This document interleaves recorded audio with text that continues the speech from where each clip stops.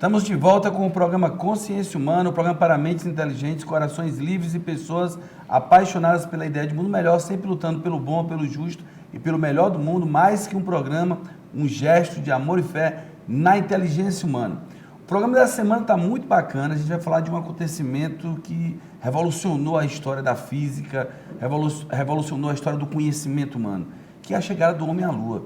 No dia 20 de julho de 1969, o homem chegava à Lua. E qual o significado disso 50 anos depois? Né? Quem pode, o que nós podemos tirar como algo concreto desta viagem? Naquele momento havia uma guerra que impulsionava, vamos dizer assim, o estudo, o conhecimento, para que países pudessem despontar uns na frente dos outros. E de lá para cá, essas pesquisas continuam, né? Algumas pessoas chegam a questionar, né, se o homem realmente pisou na Lua, vira até uma brincadeira de vez em quando, esse tipo de situação, esse tipo de debate. Enfim, o universo está aí para ser pesquisado. Nós já vivemos durante muitos séculos mesmo sobre a teoria geocêntrica, a teoria de que a Terra era o centro do universo. Essa teoria foi quebrada no século XVI oficialmente, mas desde o século III e IV, alguns estudiosos já questionavam isso. Hipátia de Alexandria questionava no século IV depois de Cristo, mas só no século XVI, aí quando tivemos a Revolução Copernicana, a grande revolução científica, foi que de fato se consolidou essa ideia de que a Terra não era o centro do universo. E aí veio o Sol, e depois esse centro aí está sendo pesquisado até hoje. Daqui a pouco os professores, nossos convidados aqui, vão estar falando sobre isso. Então, sobre essas questões e outras, nós vamos conversar nesse programa dessa semana. Eu estou recebendo aqui duas pessoas especiais. Um estudante de ensino médio, terceiro ano do ensino médio, o Caio César, que esteve agora na NASA fazendo durante 15 dias um estudo, projetos, trabalhos, né, aprendendo na fonte, né, sobre essas viagens. E estou com o professor Franklin Rinaldo, que também já fez essa viagem até a NASA, é professor de física, e os dois que tiveram essa oportunidade vão nos relatar um pouco dessa experiência. Vou começar com o professor Franklin. Professor, qual o significado, do ponto de vista científico, desta viagem à Lua? Olá, Alielso, tudo bem? Tudo bem, Caio? Olha, é algo de fato extraordinário. Foi uma conquista que até então o homem não imaginava. O que é que nós sabíamos? Nós sabíamos que nós tínhamos algo lá em cima e não sabíamos o que tinha lá. Então, a conquista do homem à Lua foi um fato marcante, porque ele rompeu fronteiras, né? Até então, a fronteira que o homem tinha rompido era o oceano, era o mar, era chegar em outro continente, né? Nós já estávamos voando, mas não tão alto. Então, quando o homem pisou na Lua, no dia 20 de julho de 1969, trouxe aqui para a Terra algo que a gente não estava imaginando e que nós poderemos chegar mais longe. E aí é que começa essa grande saga, né? Muitos não acreditam nesse grande feito, mas, de fato, nós pisamos lá. Então, nós podemos discutir isso hoje já planejando o futuro, já querendo saber aonde nós podemos chegar. E aí, onde nós podemos chegar? Nós vamos discutir isso hoje para colocar na cabeça das pessoas, para que elas possam observar e que é possível chegar mais longe. E o homem fez isso. Já vamos explorar um pouco, professor Frank, sobre isso. Caio, você faz o terceiro ano do ensino médio, teve essa oportunidade, né? O Colégio Objetivo, do qual você estuda, organizou essa viagem, levou outros alunos também, e você foi e, além de ter sido fazer a viagem, estudar, fazer trabalho, você foi condecorado, foi medalha de prata, né, dentro dos trabalhos feitos lá, ganhou 2 menções honrosas importantes. Fala um pouco do que tu viveu lá. Bom, em geral foi o ensino, que é totalmente diferente, porque lá a gente aprende a física na prática. Foi basicamente projeto atrás de projeto, porque aqui é basicamente o seguinte: a aula de física não é nada mais que uma aula de mímica, em que o professor diz para a gente imaginar tal coisa e, a partir disso, resolver uma certa questão. E lá não. Lá era dada para a gente a questão e a gente ia fazer um experimento, ia fazer um projeto em base nisso.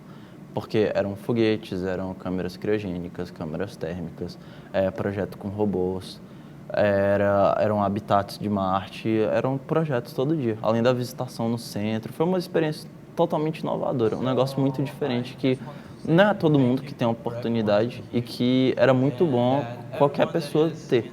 Não só para isso, mas uma visita fora do país em geral. Como é que você, professor, analisa, você foi também a chegada de vocês, né? A sua ida, por exemplo, você ensina, teoricamente, aqui muitas questões, como o Caio colocou, usou aqui a palavra mímica, mas é ali a teoria. Mas você foi lá, ou seja, essa experiência do professor Franco, deveria parecer um menino lá, né? Não, aí quando a gente chega lá parece um garotinho de 5 anos que está numa piscina de bolinhas, né? Quando ele vê aquele negócio, sai pulando, aquela coisa toda, é de fato algo extraordinário. E como ele mencionou, e foi muito feliz na sua menção, e que de fato nós, professores, fazemos aquela história da mímica. Imaginemos isso, imaginamos aquilo, vamos imaginar um projétil sendo lançado, aquela coisa toda. Mas aí o aluno recebe essa informação e fica na sua cabeça, mas como é que isso de fato funciona? E ele teve essa experiência, né, de que ele tinha as informações, mas ele tinha que trazer essas informações para uma realidade. E aí o conhecimento ele aparece de uma maneira bem mais espetacular do que a gente está acostumado a transmitir a eles, né? Então, quando eu estive lá e percebi que aquilo tudo funciona, e que aquilo que a gente transmite ao aluno de maneira teórica está ali na nossa frente, aí a coisa fica bem mais real, bem mais visível. E se todo aluno ou todo professor tivesse a oportunidade de ter um laboratório daquele, nem que seja de dimensões reduzidas, mas se tivesse a oportunidade de ter algo, um protótipo, para que você pudesse transmitir ao aluno de maneira real, aí o conhecimento ele vai romper barreiras. É por isso que a experiência que ele teve aqui, ele jamais vai esquecer. E a primeira oportunidade de transmitir esse conhecimento para outro, ele vai fazer. Caio, você ganhou medalha de prata lá. A medalha, ela se refere ao que especificamente? Bom, todo dia, como eu já falei, são projetos e a cada dia a gente ganhava menções honrosas por esses projetos, de primeiro, segundo e terceiro lugar. E além dessas menções, a gente também ia ganhando uma certa pontuação. Porque o que era o objetivo dos projetos de cada dia? Era fazer o projeto nos requisitos dados e no tempo dado, no limite ali. E dentro disso você tinha que fazer o mais barato possível o projeto. Era dado para a gente uma quantia de dinheiro imaginária, que era de 600 milhões de dólares para cada equipe. Bom, hein? Ter esse dinheiro de verdade é outra história. E você tinha que fazer cada projeto, fazer com que fosse o mais barato possível, porque se fosse de verdade, querendo ou não, ia ser muito caro. Então, e tinha uma bancada lá com todas as peças necessárias para o projeto e a gente tinha um livro com o preço de cada peça. E a gente tinha que selecionar da melhor maneira possível para que isso fosse mais barato. Ganhava mais pontuação, o projeto que funcionasse melhor e que fosse mais barato, cada dia. Franco, quando o Caio coloca aí esse trabalho que a NASA fez com ele lá, para ter essa relação custo-benefício, isso significa o quê? Quando ele fala assim, a brincadeira nós tínhamos 600 milhões, é que tudo isso é muito caro mesmo e por isso o homem não voltou até a Lua? E foi bom ter colocado esse ponto, porque uma das dúvidas, ou a negação de que o homem foi à Lua, que as pessoas dizem, pergunta por que não se vai à Lua, se foi há 50 anos atrás e não vai hoje. 50 anos atrás a tecnologia era bem carente do que nós temos hoje, né? E aí a questão do custo é uma das principais justificativas. Naquela época, o mundo estava vivendo sobre uma guerra. Tinha saído de uma guerra física, que era a Segunda Guerra Mundial, e agora ela estava numa guerra ideológica, que era a Guerra Fria.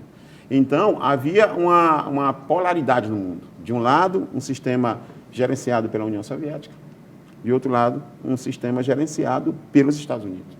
Então, quando a Segunda Guerra acabou e em 1959 a União Soviética detonou a sua primeira bomba nuclear, que foi a bomba de hidrogênio. 59. E aí os Estados Unidos se viu acuado. Poxa, nós acabamos uma guerra demonstrando um poder tecnológico, um poder científico, né? O nosso inimigo, ideologicamente, pega e testa algo bem mais poderoso. Então nós temos aí que começar uma contrapartida.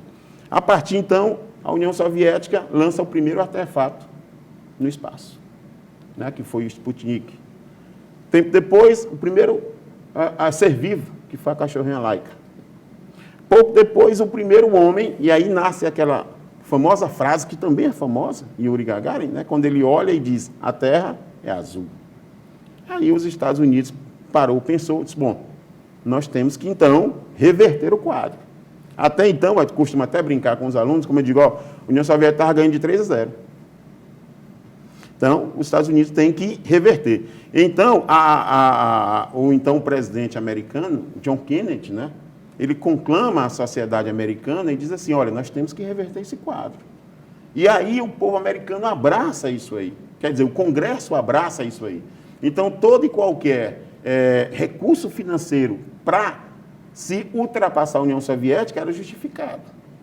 Eu costumo até dizer, vendia-se até a mãe para dizer que era maior do que a União Soviética. E aí o John Kennedy, naquele discurso lá no Congresso, depois que ele vê toda a União Soviética fazer essas façanhas, ele diz, até o final da década, o homem pisará na Lua e voltará em segurança. Não interessa o custo, nós vamos ter que fazer isso aí. E aí, interessante nessa frase é que a gente tem que observar que ele diz o seguinte, ele vai e voltará. Franklin, tivemos uma Segunda Guerra Mundial, estávamos numa Guerra Fria. Sim. E de repente tivemos uma guerra de ego. Uma guerra de ego. Que levou o homem à lua. Que levou o homem à lua. Né? Eu tenho que ser maior do que o outro. Não importa o que eu vou fazer. Então, John Kennedy morre, mas o projeto continua, para você ver, muda o governo, né? Mas mesmo assim a sensação de que aquilo tinha que ser ultrapassado, ele permanece no povo americano. Não era só no governo americano, o povo também estava querendo aquilo. Então, qualquer custo, aí os Estados Unidos vai, em 1969 ele chega e volta.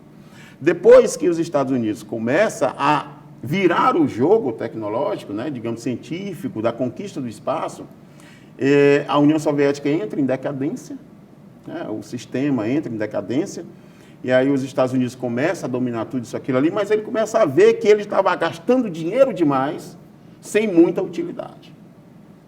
O mundo começa a passar por uma recessão, o povo começa a reivindicar melhorias para ele mesmo, e aí o programa começa a, digamos assim, minguar, entre aspas, né?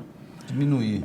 A finalidade de realmente continuar com aquilo ali não tinha mais sentido, porque se gastava muito dinheiro e o retorno para a população não era do jeito que se imaginava. Já buscar essa finalidade com você, Caio, o professor Franklin faz essa abordagem histórica, né, dentro da chegada do homem à Lua. E a chegada do Caio?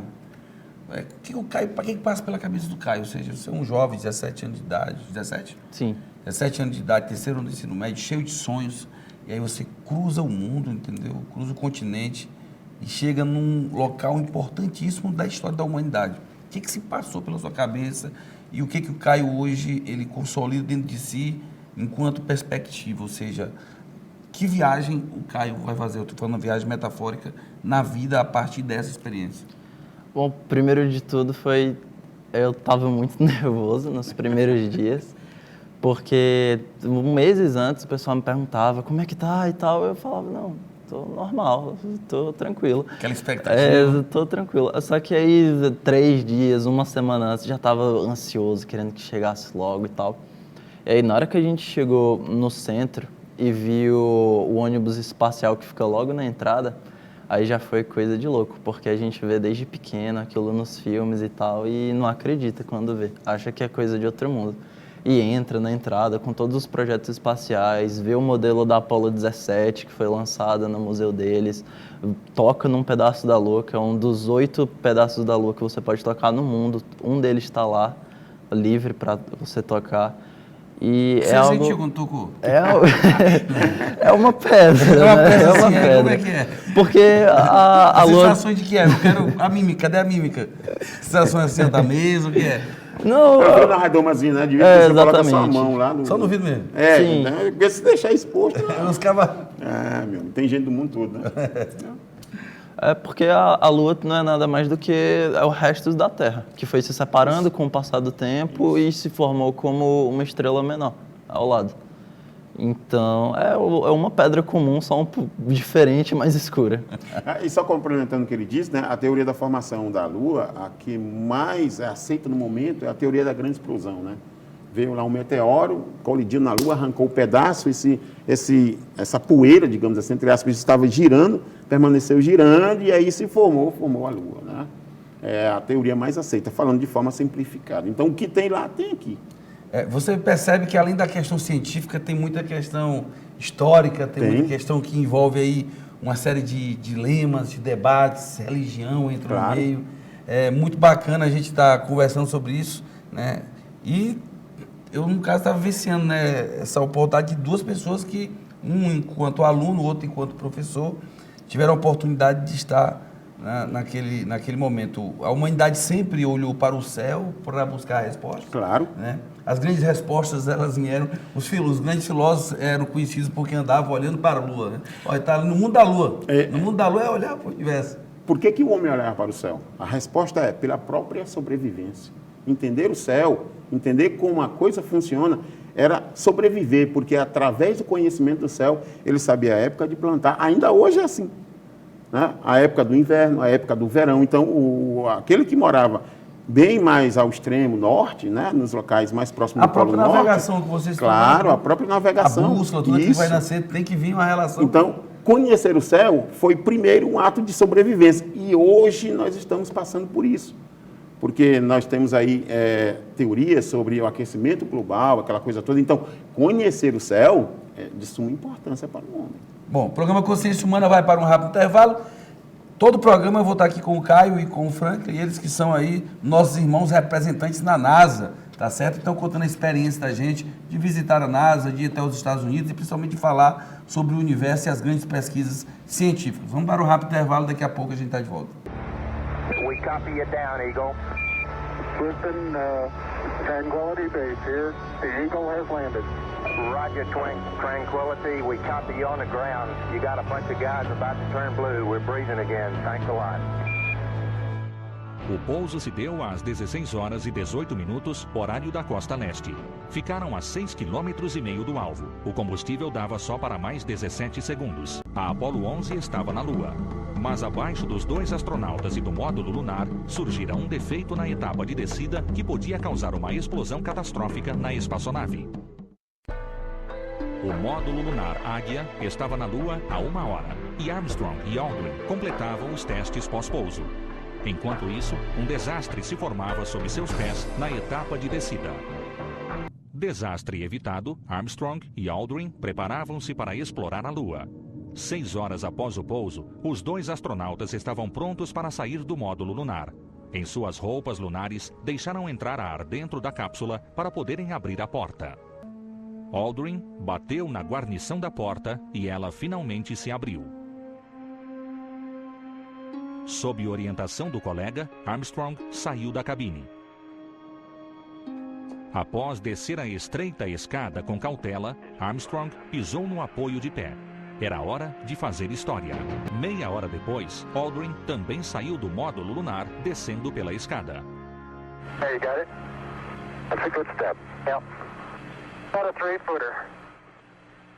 Quando Aldrin pisou no apoio de pé, virou-se para ver a vista e ficou maravilhado. Magnificent desolation. Os exploradores testaram sua mobilidade e fincaram a bandeira americana. Após 2 horas e 31 minutos, a caminhada na Lua terminou e os primeiros homens a pisar em outro mundo pegaram as últimas amostras para os geólogos na Terra.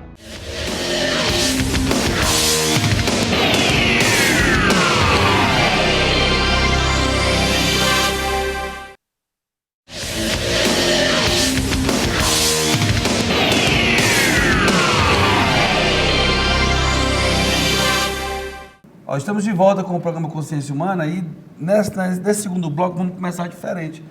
Como vocês não se conheciam, nem o Caio e nem o Frank, estão se conhecendo hoje no programa. Sim. Tem uma experiência comum que é ir até a NASA. Um é professor e o outro é aluno. Eu queria que esse espaço agora, no começo desse segundo bloco, ficasse para o aluno e o professor baterem um papo sobre a experiência de vocês. Ficar aqui só assistindo. Fica à vontade. É interessante, né?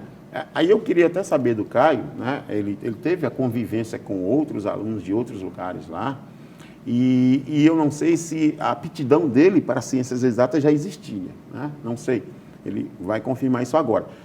Mas a minha pergunta é a seguinte: se depois dele da NASA, quando ele passou a ter, de fato, um contato bem mais palpável com a ciência exata, se ele pretende continuar com essa ciência, se ele pretende se formar em engenharia, quem sabe até ser um engenheiro da NASA, a porta foi aberta, né?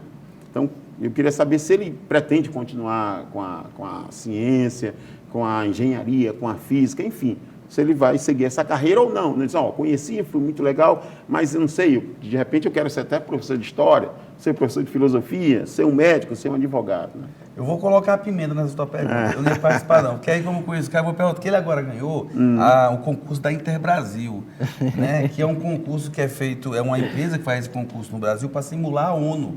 E ele vai para Brasília concorrer para ver quem vai representar o Brasil em Harvard. E aí tem muito do direito, da história, da filosofia. Isso. O Frank puxou para física, para exatas, eu puxo para humanas, vai o parar caminho onde? dele está aberto para vários lugares, né? Vai parar onde mesmo? Agora te vira aí para responder. Não, foi basicamente o seguinte, eu sempre quis sair do país, desde pequeno, e eu sempre tive muito incentivo da parte dos meus pais para isso. Porque eu sempre quis ter uma certa atuação internacional. E quando no começo do ano surgiu essa oportunidade da simulação da ONU, mesmo que eu não quisesse nada de direito, nunca gostei, eu vi aquilo como uma coisa para eu já ir me preparando para esse cenário internacional que eu quero. Eu falei, eu quero isso, eu vou participar. Participei e passei para a fase de Brasília. Pouco de um mês depois veio a oportunidade da NASA, que já é outra coisa internacional. E aí já é mais voltada para a parte que eu quero me formar, trabalhar, etc. E... A tendência de trabalho é mais para a resposta do Frank. Exatamente. Porque até a viagem eu não tinha muita certeza do que eu queria nem fazer de faculdade. O pessoal me perguntava e eu falava, não sei, eu não sei, estou pesquisando e tal. E a viagem para a NASA, então, ela te ajudou? Sim, nesse sentido? ajudou. E isso é uma coisa muito boa, porque para quem está em dúvida no que quer fazer da vida, seja de humanas, seja de exatas, isso te norteia. Porque mesmo, vamos dizer assim, o cara é horrível em exatas, ele tem uma grande aptidão para humanas, é só se esforçar. Ele quer ali ser formado em engenharia, quer ser formado ali em química, matemática, é só se esforçar, só tem um esforço maior do que os outros, mas consegue. E essa viagem, ela abre muita cabeça. Primeiro porque o primeiro dia eles já deram uma lista pra gente de todas as profissões que você pode se formar lá, que tem desde mergulhadores até engenheiros. E que o Franklin tinha dito sobre ser um futuro engenheiro e tal. Lá a gente era chamado de engenheiros em treinamento, justo por causa dos projetos que a gente estava tendo todo dia, que inclusive na medalha que a gente recebeu, na parte de trás tem escrito engenheiros em treinamento. Aí tem a colocação na parte da frente. E é uma experiência muito... Eu não tenho nem palavras direito para descrever. A relação com os colegas que o Frank abordou, você e os outros alunos, assim, você vê gente de outros países, você tem que trabalhar com eles? Foi, assim, no meu time só teve brasileiros, né? Foi eu e mais 2 pessoas no meu time, mas tinha time que era ali misturado com pessoas de outros países. E... tinha que saber inglês, né, obviamente, para se comunicar. No seu time, mas vocês conviviam com todos? Sim, a gente convivia com todo mundo, a gente tinha um certo contato, todo mundo tinha um contato junto, porque além da sala, tudo bem que na sala dos projetos era cada um só com o seu time mesmo, porque o tempo não deixava muito isso também.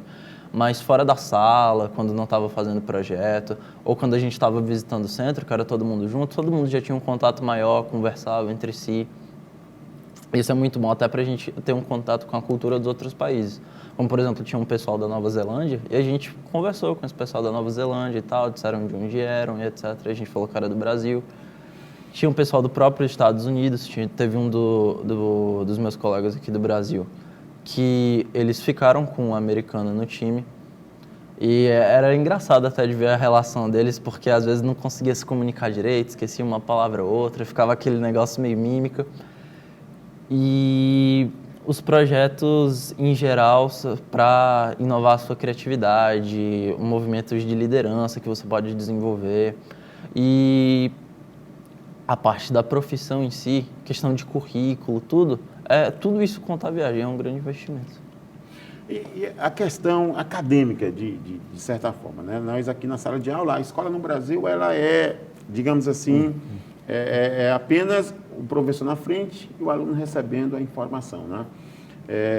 Todos nós sabemos que se aproxima do ideal quando você tem a sala de aula, mas também você tem um espaço experimental, principalmente quem trabalha na área de ciência, né? E aí eu pergunto a ti, essa vivência lá, de você, de fato, colocar a mão à massa, né? De você pegar e praticar aquela coisa toda, se isso fosse trazido para a sala de aula, o rendimento do aluno seria extremamente maior ou apenas ajudava em alguma coisa? Só para complementar, não esquece o que o Franco falou, não, porque aqui o Franco bateu num ponto importante.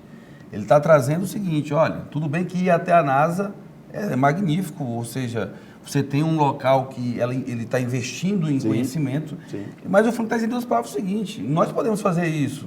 Daqui a pouco o Franco pode até falar sobre a base de Alcântara com mais propriedade e o significado que ela tem para o mundo. Claro. Ou seja, o que é, por exemplo, transformar a nota, a avaliação, né, uma prova, não só na questão da prova em si, mas trazer para uma prática e valorizar essa prática. Claro. É justo isso. Cada projeto que a gente fazia eram testes, eram provas, porque a gente recebia pontuação por isso e a gente era avaliado por isso. E trazer isso para a realidade do Brasil ia ser uma coisa que ia mudar totalmente como a gente aprende. Porque tem gente que não aprende física, tem gente que não aprende química, justo devido a essa falta de prática. E você aprender de verdade como funciona a gravidade, você vê de verdade como funcionam as leis de Newton, você vê a progressão que começou com Ptolomeu, terminou com Hawkins, que o impacto disso em um simples foguete que podia ser construído na sala de aula, esse é totalmente diferente.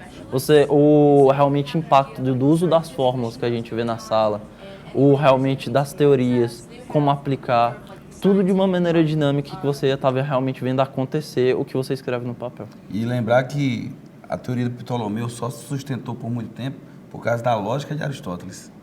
Ou seja, o bacana é que você começa a perceber que desde o começo dos tempos, todos os conhecimentos estavam ali. Eu lembro de um filme muito bacana que conta a história da Hipátia de Alexandria, né, que no século IV, Alexandria ou Ágora, o nome do filme, ela questionava e ela morreu por esses questionamentos que ela fazia, né, porque ela conseguiu encontrar uma dúvida plausível na teoria de Ptolomeu. Ela morreu por causa disso. E só no século XVI são que os homens começam a abordar isso e alguns até morrem. Tipo, Jordano Bruno vai morrer por conta das teorias que ele vai defender. Como é que você sente tudo isso, professor Franco? O interessante dizer é que eu acredito não só o modelo americano, mas outros modelos de educação pelo mundo, eles trabalham com um projeto, né? Ele disse lá que as avaliações eram um projeto, né? Dava, você tem que realizar isso aí. Usa o teu conhecimento, usa as equações e realiza isso. Coisa que nós no Brasil não temos. Se, por exemplo, as grandes universidades do mundo, MIT, Harvard, se você apresentar um projeto, né, e esse projeto ele for bem aceito, bem avaliado, de repente eles te chamam para estudar. Sem cortar seu raciocínio, você falou assim, pega a equação e faz isso aí. Aqui o menino aprende a equação e não sabe o que fazer não com sabe. ela. Para que serve? Para que isso aqui? Para que serve? Então, o processo de aprendizagem, ele está atrelado a colocar a mão à massa, né? Você tem aqui a teoria, mas você tem que aplicar essa teoria na prática. Eu pergunto, qual é a universidade brasileira que, se você chegar com um projeto, olha, eu tenho um projeto aqui de energia solar, por exemplo, né? E aqui eu apresento o projeto para a universidade, ela olha assim e diz, olha, tem sentido, vem estudar. Poucas, né? Eu acho que não sei se tem alguma que faz isso. Lá no americano, não.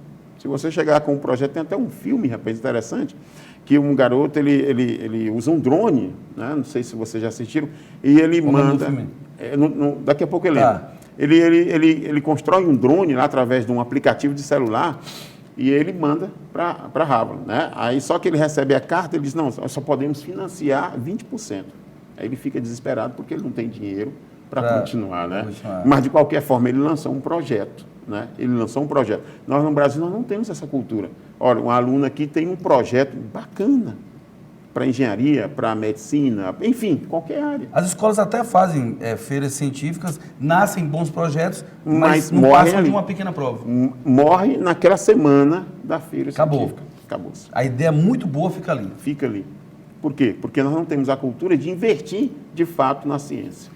Caio, você falou que, né, sempre teve o apoio dos seus pais. Eu pude conhecer, conviver um pouco com você como seu professor. Hoje nós não estamos mais juntos, mas eu vi seu pai, sua mãe presente mesmo e a sua disposição para tudo isso. E a gente viu aqui um Caio que diz assim, eu quero despontar no cenário internacional. Ou seja, convicto de que o conhecimento faz com que ele não tenha limite. Ou seja, o limite que vai ser dado é difícil de mensurar, porque nem você mesmo sabe onde pode chegar com tudo isso. E hoje você está determinado a estudar, aprender, pesquisar, trabalhar e deixar que a coisa aconteça. Uma coisa que me chama a atenção da tua fala é a tranquilidade que você fala. Você não coloca ansiedade em cima, você não coloca status, você não coloca a obrigatoriedade de ter que realizar algo, você simplesmente pensa, eu quero viver o conhecimento. Isso me chama a atenção. Onde é que vem essa tranquilidade do Caio com 17 anos de idade? Na verdade, tudo começa com um pequeno garoto de 5 anos de idade que fica à tarde, depois da escola, vendo desenho animado, de ficção científica. E tem muito disso, de viagem espacial e tecnologia. E desde pequeno eu gostava muito disso. Eu pegava tecnologia, o resto das tranqueiras do meu pai, mexia e começava a bagunçar e fazia isso tudo. E desde pequeno eu sempre mexi muito com tecnologia. Meu videogame estragava, eu ia lá, mexia, dava meu jeito, meu computador, tudo era eu que mexia. E isso sempre fez com que eu desenvolvesse muito dessa minha parte. E mesmo antes da viagem eu ainda ficava assim, mas beleza, eu gosto de tecnologia, mas será se é mesmo isso? Não sei. E agora eu tenho a certeza que eu realmente quero isso. Independente da parte tecnológica que eu vá, mas eu quero isso. Porque é algo inovador, é algo que está sendo explorado, é algo que as pessoas ainda não dão muito valor em geral, porque no Brasil, basicamente, Questão cultural, né, cara? Questão cultural. Basicamente, você se forma É uma barreira. em engenharia civil, direito ou medicina. Não tem toda essa exploração para todas as culturas, para todas as profissões. Isso dificulta muito a cabeça de tanta gente. Parece que essas questões, professor Franco, parece que são inatingíveis, né? São colocadas como inatingíveis. Para atingir tem que ser fulano, ciclano. E não é bem assim, né? Aí eu lembro de Arquimedes, quando eles me dão um ponto de apoio e eu posso levantar o mundo, né? Então, é a mesma coisa. Muitos dos jovens que nós temos aí precisam apenas de um ponto de apoio. Verdade. E ele teve esse ponto de apoio aqui, né? A escola apoiou, né? Proporcionou que ele estivesse lá e a família abraçou a causa. A família, os professores abraçaram a causa e aí ele teve um ponto de apoio. Então, a partir daí, ele pode, expandir para outros lugares. E quantos jovens nós temos aqui no Brasil que necessitam apoio de um ponto de apoio? Foi forte, viu, professor? Foi emocionante agora essa fala. Eu vou até chamar o intervalo, porque foi mesmo. Assim, vou chamar o intervalo, você fica pensando aí um pouquinho o que significa um ponto de apoio para que possa se expandir na vida de um ser humano que às vezes está ali, né, sem fazer nada e você só precisa de um apoio. Reflita aí sobre as palavras do professor Frank. Foram recebidos como heróis, os primeiros astronautas a caminhar na Lua.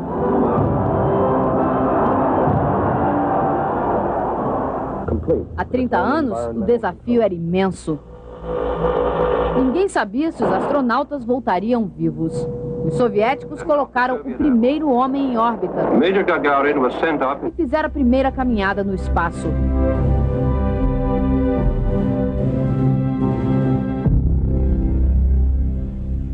O presidente John Kennedy impôs um prazo aos americanos: chegar à Lua até o fim da década de 60. Before this decade is out, of landing a man on the moon and returning him safely to the Earth.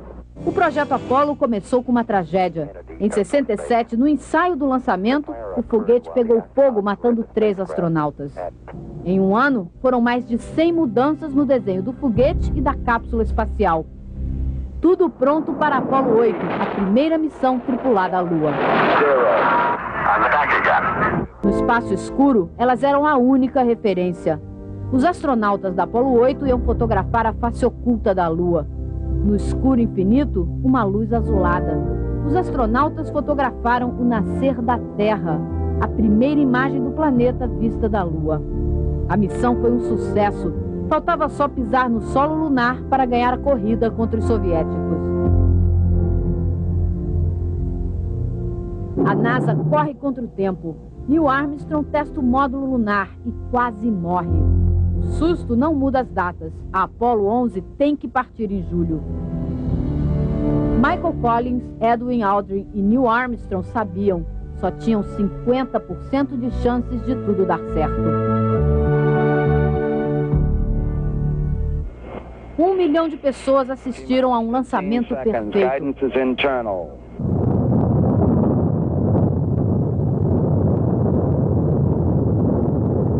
O jornalista americano Walter Cronkite narrou o momento histórico. 4 dias depois, os astronautas entraram na órbita da Lua. Passaram do ponto de pouso. Neil Armstrong procurou um terreno plano. Só tinha combustível para mais 30 segundos de manobras. Silêncio em Cabo Canaveral. A missão agora estava nas mãos do único piloto civil da NASA.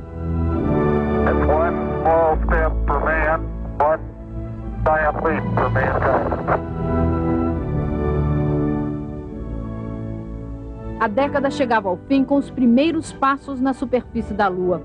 A conquista estava selada.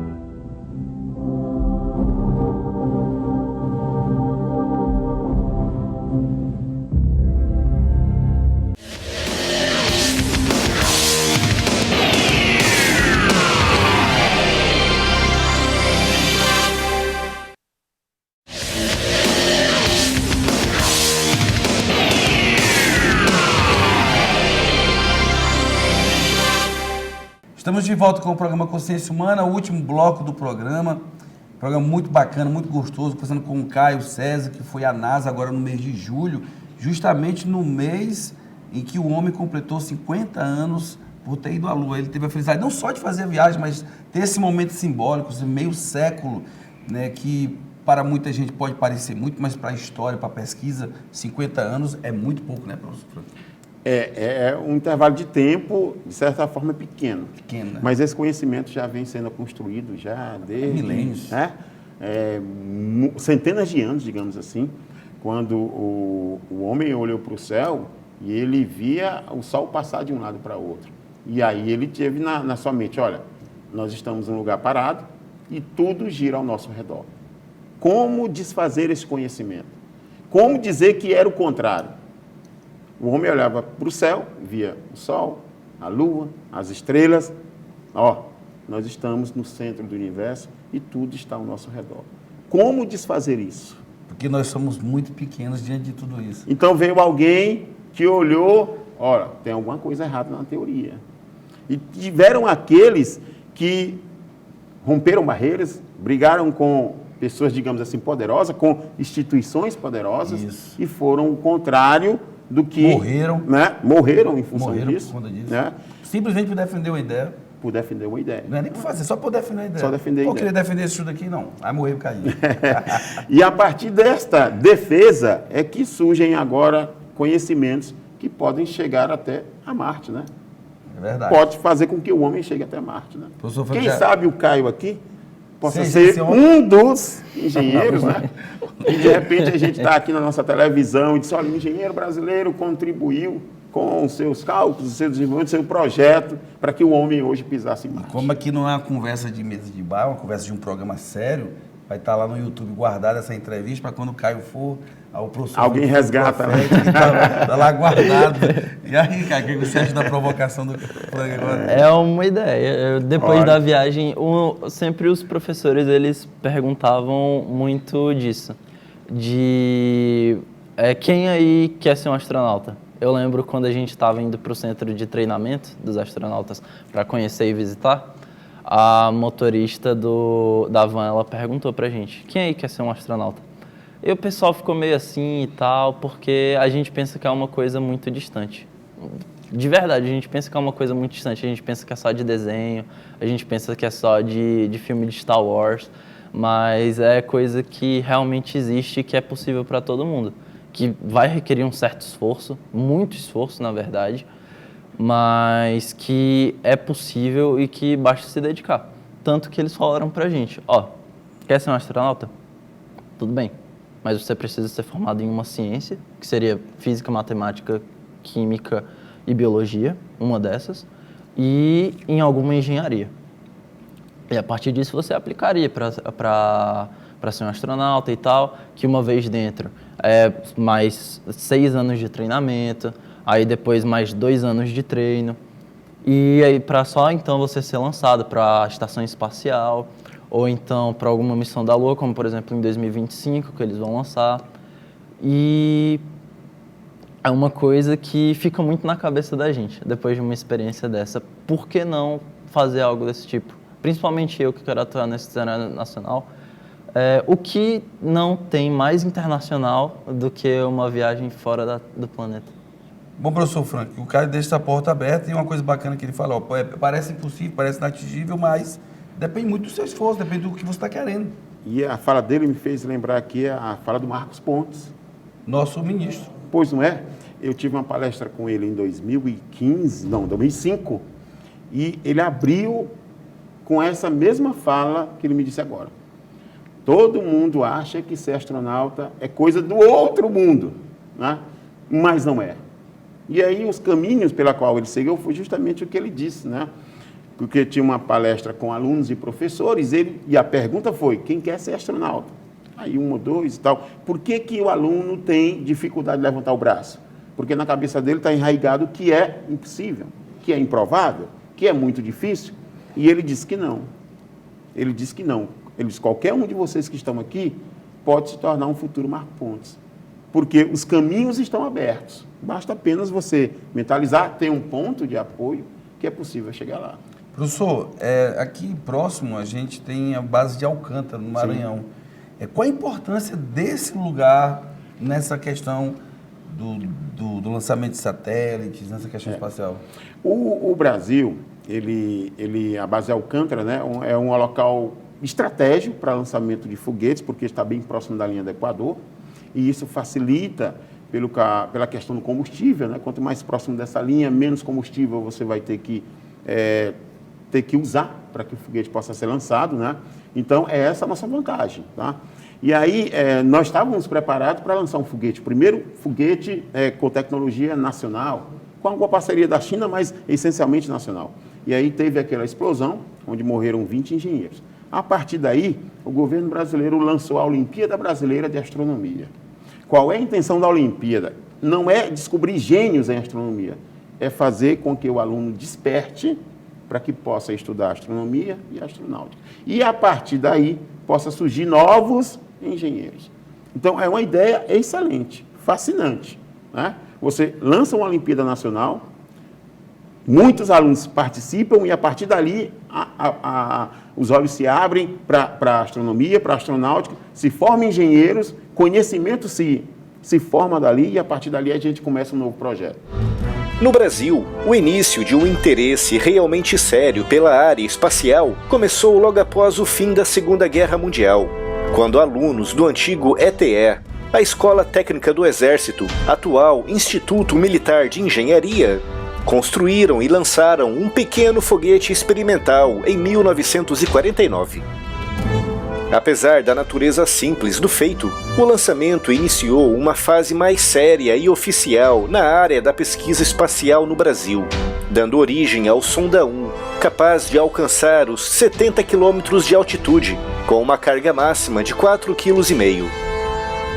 Nos anos 50 e 60, a Marinha também desenvolveu um programa paralelo de foguetes, mas eram bem mais simples do que os projetos desenvolvidos pelo Instituto Militar de Engenharia. Em 1961, as pesquisas espaciais foram concentradas na Comissão Nacional de Atividades Espaciais, uma organização sob forte influência da Força Aérea, que em 1971 se transformaria no INPE, Instituto Nacional de Pesquisas Espaciais. Os anos 60 foram marcados por uma corrida espacial desenfreada entre os Estados Unidos e a União Soviética. Os soviéticos estavam claramente à frente dos norte-americanos, após terem enviado o primeiro satélite artificial para o espaço, o Sputnik 1, em 1957. O primeiro ser vivo a entrar em órbita no espaço, a cadela Laika, também em 1957. E o primeiro homem no espaço, Yuri Gagarin, em 1961. Essa corrida também estimulou os projetos no Brasil, e entre 1961 e 1964 foram criadas várias organizações brasileiras dedicadas à pesquisa espacial, com destaque para o GETEP, que no final dos anos 60 se transformaria no Instituto de Aeronáutica e Espaço. A década de 60 também foi marcada por parcerias e estágios de técnicos brasileiros na NASA, nos Estados Unidos, que nessa década viviam um autêntico alvoroço à volta do programa Apollo, que colocaria o primeiro homem na Lua em 1969. Nessa década, o Brasil projetou, construiu e lançou alguns pequenos foguetes destinados à pesquisa suborbital. Nos anos 70, o programa espacial brasileiro foi muito influenciado por parcerias com europeus, principalmente os franceses, através da assinatura de acordos para a formação e treinamento de técnicos. Nos anos 80, teve início a chamada Missão Espacial Completa Brasileira, com uma proposta bastante ambiciosa e que envolvia a construção de uma área para lançamentos de foguetes, bem como o projeto e a construção de satélites e veículos lançadores. Foi nessa época que a região de Alcântara, no Maranhão, foi selecionada para receber a área de lançamento, que ficaria conhecida como CLA, sigla para Campo de Lançamento de Alcântara, que se tornou 100% operacional em 1989, com o lançamento dos primeiros foguetes. Os anos 90 foram marcados por importantes avanços na pesquisa espacial brasileira, principalmente após a criação em 1994 da AEB, a Agência Espacial Brasileira. Nessa década, o Brasil entrou oficialmente no programa da Estação Espacial Internacional, o que culminaria com a seleção do tenente-coronel Marcos César Pontes para integrar uma missão de 9 dias no espaço, algo que realizaria em 2006. E foi efetuada a primeira tentativa de lançamento do VLS-1, o veículo lançador de satélites, mas sem sucesso. O Brasil desenvolveu também alguns pequenos satélites de sondagem e monitoramento, e foram realizadas algumas parcerias com os chineses. O século XXI começou com grandes e profundos cortes no orçamento do Programa Espacial Brasileiro, mas mesmo assim, o Brasil lançou um satélite meteorológico e iniciou o desenvolvimento do terceiro protótipo do veículo lançador de satélites. No dia 22 de agosto de 2003, 3 dias antes da data de lançamento, o veículo lançador explodiu devido a um incêndio que começou no primeiro estágio do foguete, ocasionando a morte de 21 técnicos do Centro Técnico Aeroespacial. Há muita especulação sobre as causas do acidente e até mesmo algumas teorias conspiratórias que tentam justificá-lo como um ato de sabotagem. Mas a explicação para o acidente é tragicamente simples: falta de recursos e investimentos. Nessa época, o Programa Espacial Brasileiro arrastava-se com uma verba de poucas dezenas de milhões de reais, que era claramente insuficiente para bancar um nível adequado de excelência e segurança numa operação tão perigosa como essa. Lançar grandes foguetes não é fácil e é uma atividade extremamente perigosa, que já custou a vida a muitas pessoas em todo o mundo. Mas pior do que isso é tentar fazê-lo com poucos recursos financeiros, que era o que acontecia com o Brasil naquela época. Os técnicos civis e militares envolvidos no Programa Espacial Brasileiro tiravam leite de pedra, trabalhando com pouquíssimos recursos e sem condições ideais de segurança. Esse acidente, que foi uma consequência direta disso, catapultou o programa do veículo lançador de satélites para uma fase tremendamente obscura. Lançar satélites é, hoje em dia, uma atividade comercial tremendamente lucrativa e que movimenta dezenas de bilhões de dólares todos os anos. O Brasil detém uma posição geográfica perfeita com a sua base de Alcântara, localizada a apenas 2 graus abaixo da linha do Equador, o que se traduz numa grande economia de combustível.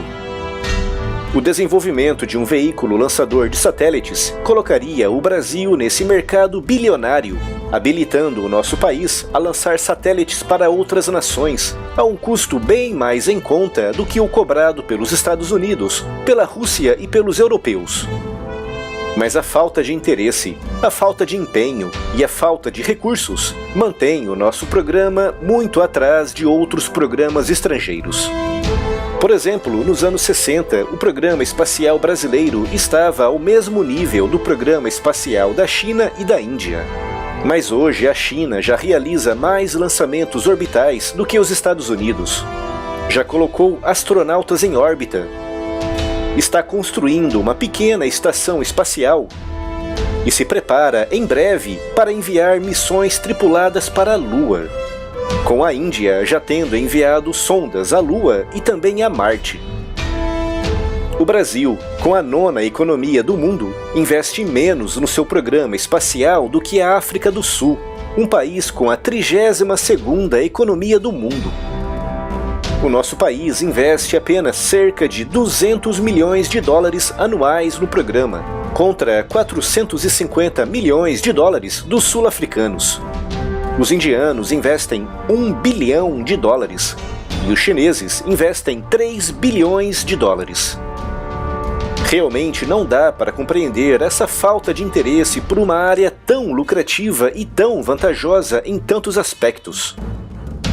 Se o nosso país tivesse investido com seriedade no programa do veículo lançador de satélites nos anos 80 e 90, hoje estaríamos competindo de igual para igual no bilionário mercado de lançamentos de pequenos satélites.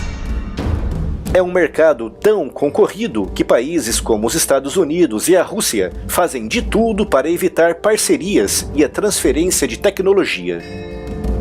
Por exemplo, em documentos vazados em 2011, ficou bem evidente que os Estados Unidos desestimulam veementemente parcerias de outros países com o Brasil, principalmente os ucranianos, que desde 2014 mantêm com o nosso país o projeto Ciclone, para o lançamento do foguete ucraniano Ciclone 4 a partir de Alcântara. Os russos também pressionam muito os ucranianos para evitar a transferência de tecnologia para o Brasil, já que isso poderia colocar mais um concorrente nesse valioso mercado. Dada a relevância econômica internacional do nosso país, é autenticamente uma vergonha o nosso programa espacial estar assim tão atrasado. Felizmente, o programa do veículo lançador de satélites não morreu e estão previstos novos testes no futuro, mas são necessários mais recursos e mais investimento na formação e principalmente uma maior parceria com o setor privado. O programa espacial brasileiro é crucial para o nosso país, tanto a nível civil como também militar, através do lançamento de satélites de vigilância e comunicação. É de importância estratégica vital e por isso essa situação vergonhosa de desinteresse tem mesmo que acabar. Mas aí parece que o Brasil se empolga e de repente, não, é muita coisa, é muito dinheiro, o investimento aí tem que ser muito alto e aí a coisa vai. A Olimpíada ainda continua fascinando muitos alunos. Eu tenho alunos que participaram da Olimpíada que hoje são astrônomos, né? Que hoje estudam engenharia astronáutica e assim por diante, né? Então, é a partir da base de Alcântara, que é um local estratégico, que o Brasil pode começar a formar novos engenheiros e até, por que não, astronautas, né? Astronautas. Então, ali é algo estratégico para o Brasil que nós não podemos abrir mão. Nós podemos abrir mão daquele pedaço de terra que o mundo todo olha, o mundo científico, né? Porque, por incrível que pareça, o Brasil tem o melhor ponto de lançamento de foguetes. O passado, quem dominava o mundo? Quem dominava os mares, não é verdade? Isso. Foi passando, nova tecnologia aparecendo, hoje quem domina o mundo que ainda tem a tecnologia, computadores, internet, essa coisa toda, né? Amanhã quem vai dominar o mundo? Quem possivelmente dominar o espaço. E nós temos um local estratégico para lançar foguetes. Não podemos abrir mão disso aí. Bom, nós do Consciência Humana, a gente fica muito feliz desse debate, desse diálogo, dessa conversa, até porque nossa proposta é falar de conhecimento, e nós estamos falando de conhecimento muito importante, batendo uma tecla importantíssima que é a pesquisa científica no Brasil. A gente tem que ir até a NASA, tem que ir até os Estados Unidos para poder observar o que um país de ponta fez ao se lançar numa corrida espacial, ao lutar, vamos dizer assim, por mais conhecimento, para que tivesse uma expansão maior dentro das suas possibilidades. E eu volto, né, para um país que está engatinhando em cima desse conhecimento, tá certo? Então, assim, fico muito feliz com você, Caio, pela postura dos seus pais. Parabéns ao Colégio Objetivo, ao professor Wilton Soares, né, que possibilitou isso dentro da escola dele, tá bom? E que isso possa fazer com que abra espaço para que outras escolas também entendam que podem ir até a NASA, que podem ir até onde quiser. E parabéns, Frank, por ser esse professor que, por conta própria, também foi até a NASA, ou seja, fez com que a sua teoria e a prática pudesse alinhar. Muito obrigado aos dois, tá? So I just want to say thank you for everyone to be here, and that everyone that is in this room have an incredible future. You all can make your destiny. So I just want to thank you to you all to be here, and that was great to meet all of you from other countries, and that my country didn't have too much people here, so I just want to thank you to all of you. So that's it.